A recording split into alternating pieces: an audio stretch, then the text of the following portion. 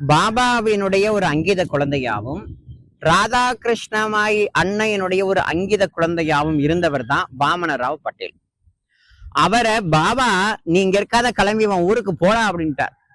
போடான்னு சொன்ன உடனே அவருக்கு வயிறு வலி தாங்க முடியல. அவ்வளவு துடிச்சு போயிட்டார். பாவம், செல்ல குழந்தை, பாபாவுடைய குழந்தை, ராதாகிருஷ்ணனோட குழந்தை.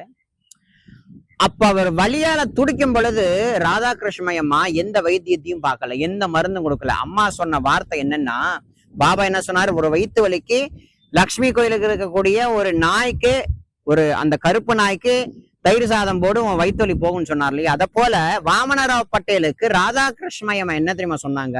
ஒரு சேவையை கொடுத்தாங்க. என்னன்னா, பாபாவுக்கு எடுக்க போற அந்த வெள்ளி முலாம் பூசப்பட்ட பஞ்சாரத்திய செங்கல்ல நசுக்கி அந்த தூளால நீ சுத்தமா கழுவு, உன் வயிற்று வலி போகும்னு அம்மா சொன்னா, அந்த வாக்க மதிச்சு ஸ்ரத்தையோட வாமனராவ் பட்டேல் பண்ணாரு. வயிற்று வலி போயிட்டு. அப்ப அந்த சேவைக்கு இருக்கக்கூடிய அந்த அனுகிரகம், பாபாவினுடைய அனுகிரகம், ராதாகிருஷ்ணமாயனுடைய அந்த அனுபவம் எவ்வளவு உயர்ந்ததுன்றத இந்த லீலை மூலமா நம்ம புரிஞ்சுக்கலாம். ஓம் சாய்ராம்.